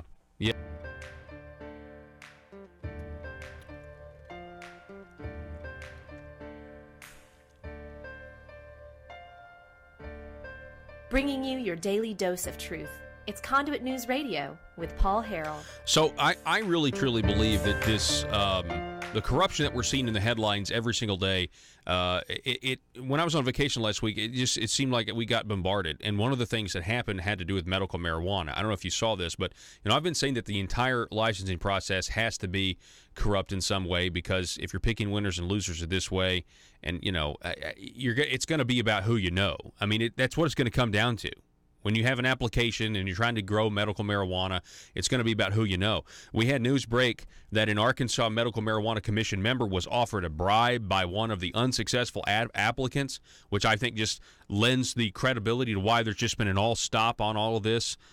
We have another one, another story saying an attorney for a company that unsuccessfully applied for a license to grow medical marijuana in Arkansas called the process for permitting such business flawed and corrupt. Thursday, as a state Supreme Court justices questioned whether a judge had the power to prevent those licenses from being issued. This whole thing is about trying to make money on what would otherwise be an illegal product, and in order to do that, you have everybody really scratching and clawing and trying to get their economic niche. And I just wanted to have our Lieutenant Governor on, Tim Griffin. He joins us now on the phone. I wanted to get his response to this specific concept of what's going on with this medical marijuana. Tim, welcome back to the program. Thank you for having me. I appreciate it. Good morning. Yes, sir. Good morning to you. It's always great to have you on. So, Tim, tell us. I mean, I just want to get your take. Feel free to go. What are your thoughts on this? Let's do a reset first. Marijuana is a federally controlled substance. And so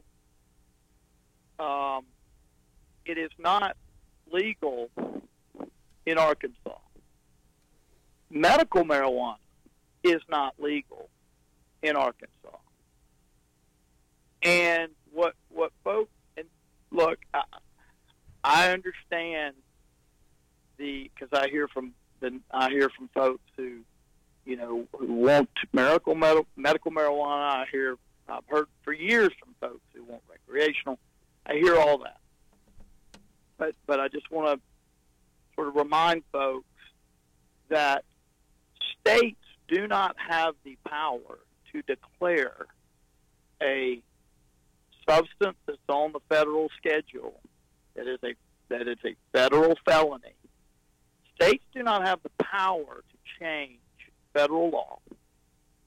And so you can pick any issue. Yeah, we fought a war over this.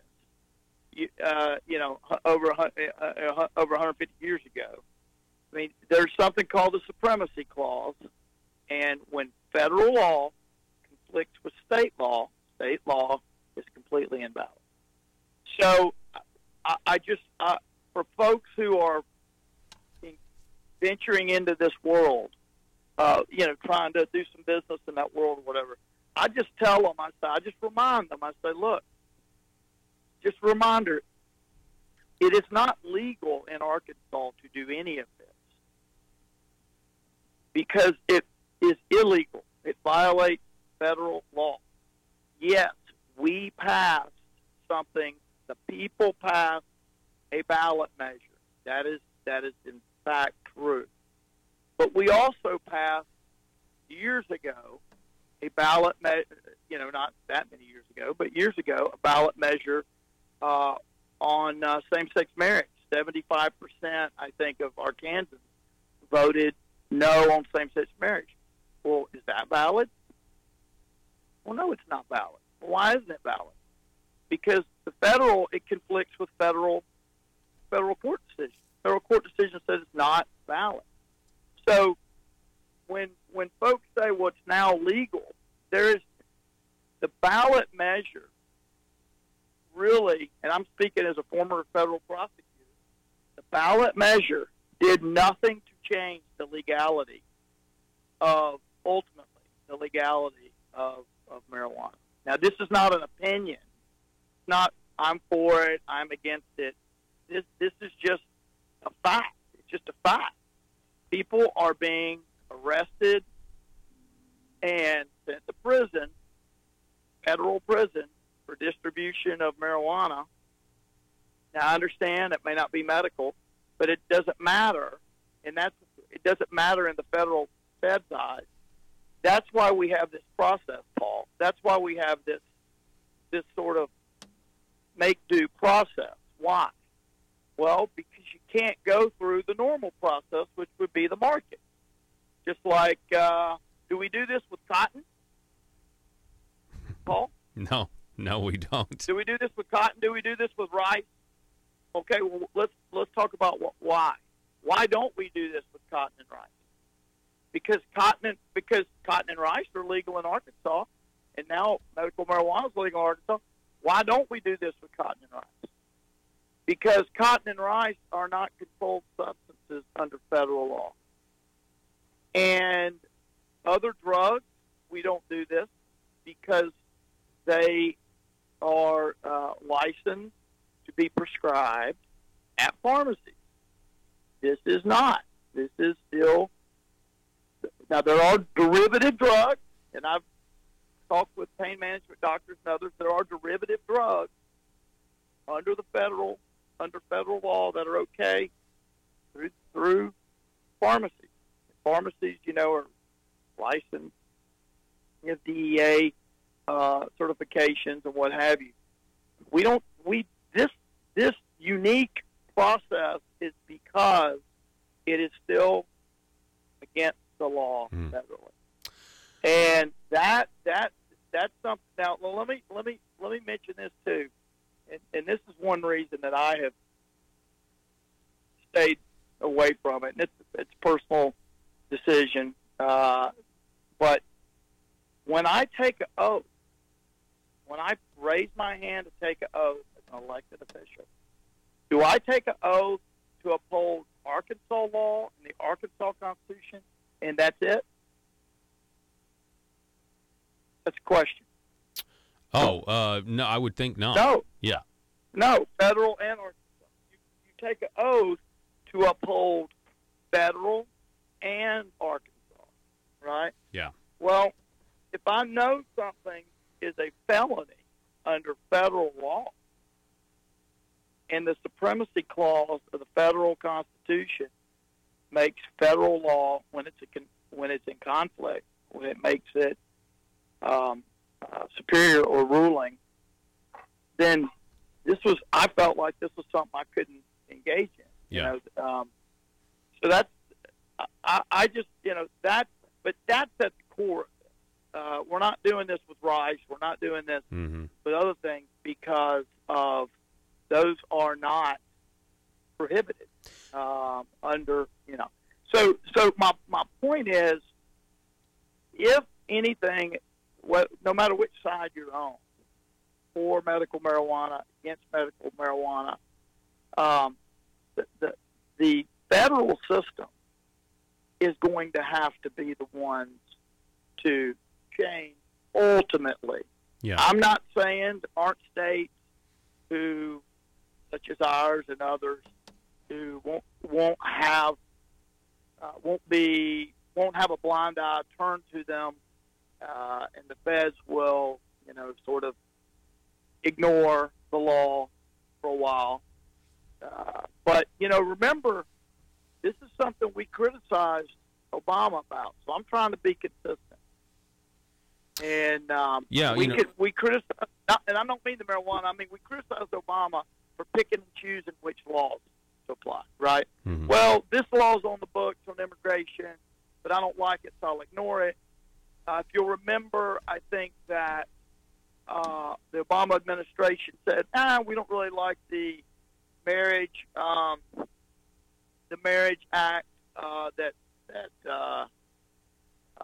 Clinton had signed into law, so we're not going to defend that. And this we will defend, that we won't defend. Remember, we sort of said, a lot of conservatives said, hey, rule of law. Mm-hmm. It's on the books. It's the law. If you don't like it, that's cool. Just get it off the books, right? Yeah. Don't pick and choose, because that erodes the rule of law. Actually, Trey Gowdy gave a great speech on this when he came down, I don't know, about a year or so ago. He said, pick the issue. It's not about whether you're for it or against it. It's about letting executives, elected officials, make exceptions because they don't like the law. Well, you know what? Executives don't have that right to ignore the law. The legislature makes the law, and executives are supposed to enforce the law. So when and I'm speaking about President Obama, so when President Obama was there, this was a criticism by conservatives. Hey, you can't pick and choose on what you're going to execute. The legislature has to decide that, right? So in this instance, the last Department of Justice, the last administration said, not real big on this law. We'll just let this slide. And that's what's gotten us here. That's what has gotten us here, is this idea that some laws we'll ignore, some laws will apply. Yeah. The damaging part of that, Paul, is that citizens need to be able to know. Laws need to be written in a way that citizens understand, and what's being asked of them. Right? It's like when someone says, "Look, if you'll just tell me what the rules are, then I'll abide by them." So number one is laws need to be written in a way where people know what's expected of them. And number two, they need to be applied consistently. And that is why when you pick and choose, and both Republicans and Democrats, I get it, over the years, there's hypocrisy on both sides, let's be honest. But ultimately, rule of law means if it's on the books and you don't like it, get it off the books. Yeah. Through the political process. So, right? Yeah, we're talking with Lieutenant Governor Tim Griffin. We're talking about this corrupt medical marijuana situation, how you license, how you don't. You've certainly raised some interesting points about how, look, until federal law changes, this is what it's going to be. I kind of take, and I'd love to get your thoughts on this. No, I'm not. Well, I'm not. No. I'm not. Hang on. I'm not saying this is what it's going to be. I'm saying that's why we're in this position generally. Right. I'm not saying it can't be better. I'm not saying it should be better. The first thing I tell people is just know going in, this is risky. You invest $2 million or $1 million or whatever dollars in this, unlike other businesses where you can see business going down over time or whatever.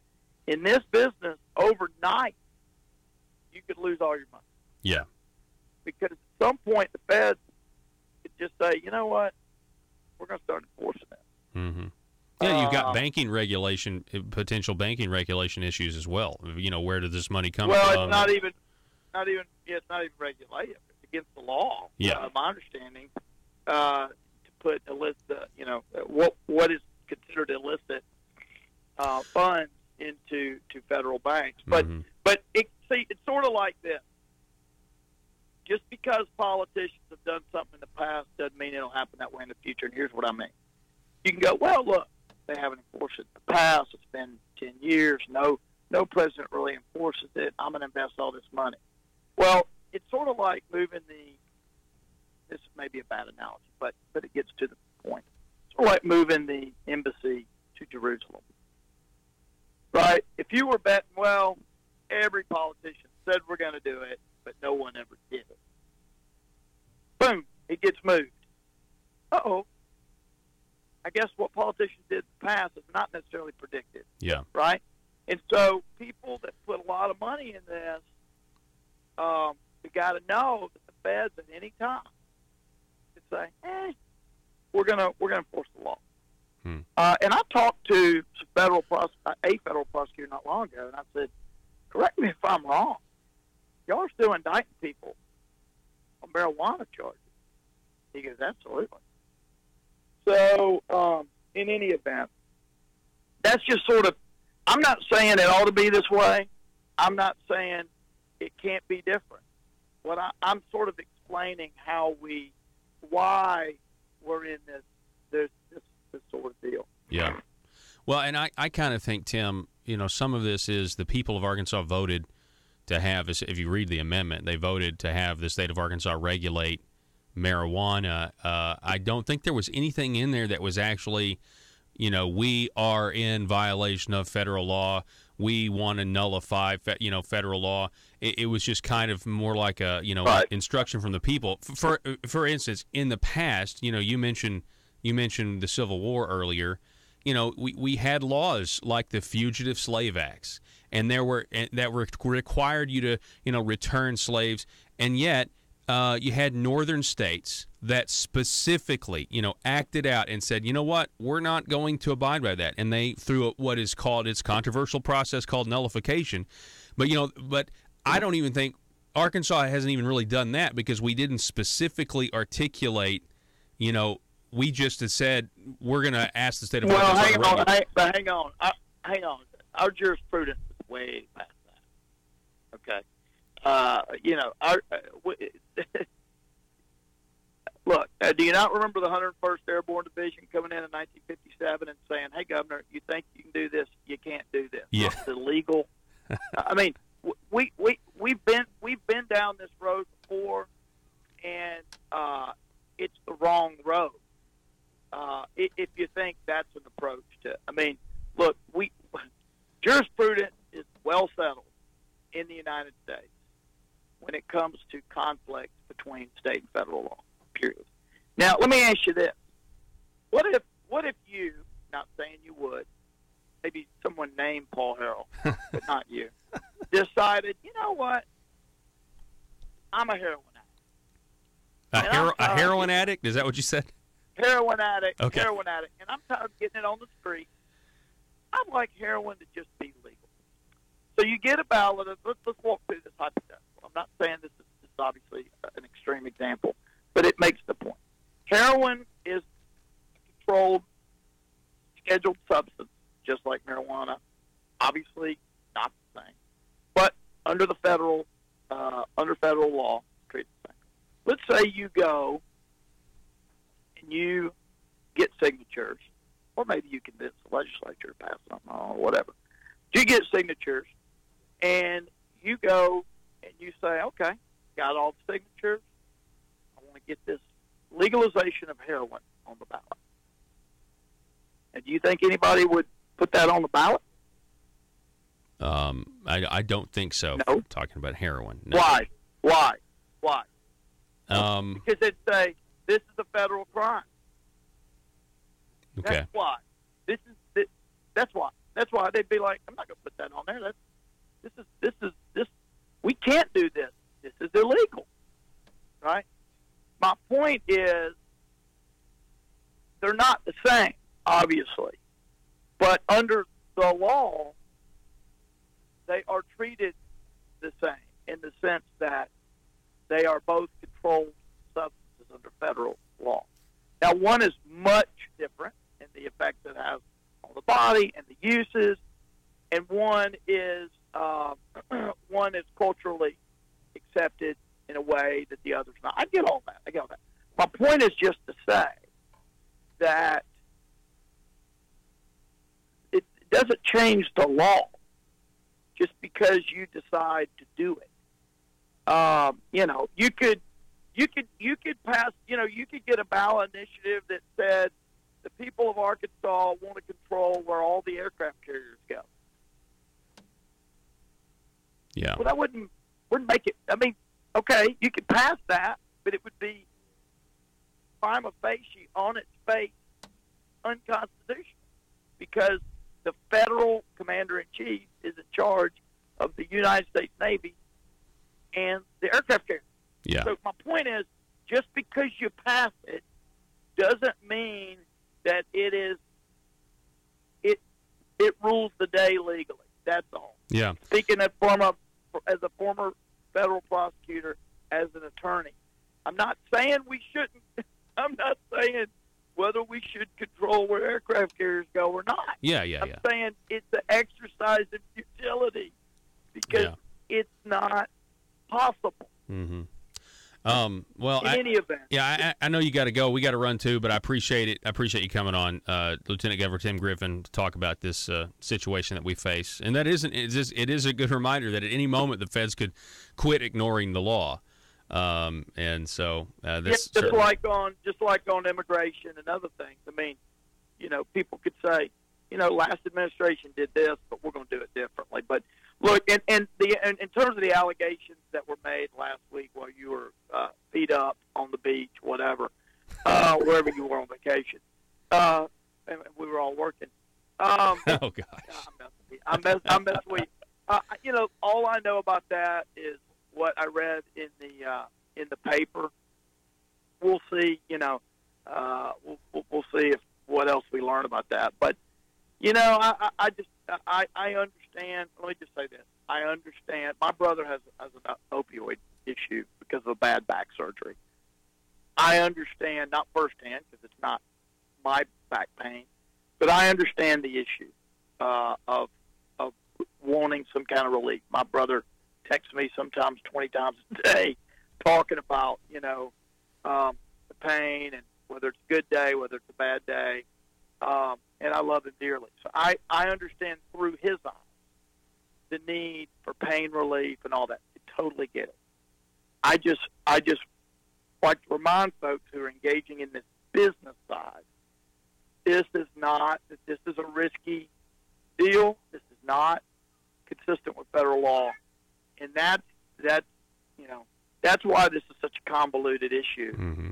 Yeah. Because people are trying to have it, but at the same time, they can't let it be in the market, or they can't run it through the federal system because the federal system doesn't allow it. Yeah. So I just remind folks of that. But obviously, there's no excuse for a lot of the shenanigans that have been alleged anyway. Yeah. The bribing. Yeah, exactly. Of course not. Yeah. That's another federal crime. Yeah, there we go. Lieutenant Governor Tim Griffin, I appreciate it, sir. You have a great day, okay? Thank you, man. Take care. All righty, folks, we got to take a break. Back in a minute. Russellville-based firearms manufacturer Omega are making clones of the most notable German firearms in the world.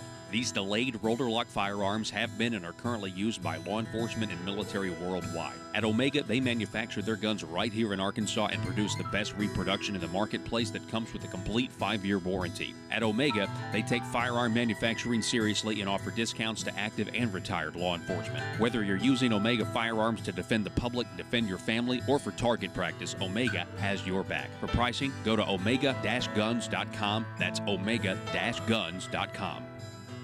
This is Representative Dan Sullivan with the Liberty Moment. From the beginning, authors of our Constitution, Bill of Rights, Declaration of Independence, and the Federalist Papers advocated the general election of people who possess wisdom, discernment, and loyalty to their constituents. Why? The people expect their representatives to uphold their promises. The representatives recognize the honor bestowed by these constituents. Advancement comes from their followers, not the government. Elections are frequent, and accountability is a compelling factor to loyalty and support from constituents. From a July 5th, 1929 speech by President Calvin Coolidge. This is Representative Dan Sullivan with the Liberty Moment. Paid for by Sullivan for Arkansas.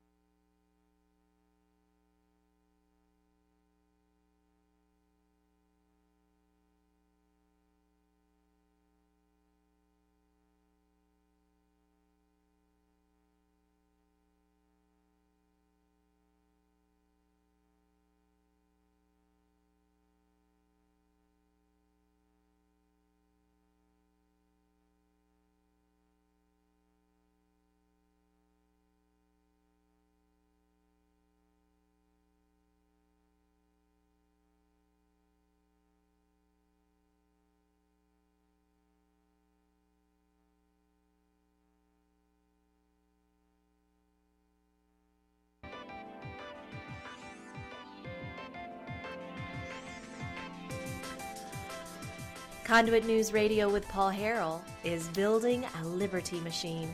Find out more at conduitnews.com. So the corruption in this whole medical marijuana process, it was all kind of came out when, it's kind of been a slow drip, but last week we got this letter that was unsealed. The government wanted it to remain sealed, where it, basically was revealed that company that unsuccessfully applied for a license to grow but got like the second highest score from one of the commissioners was offered a bribe.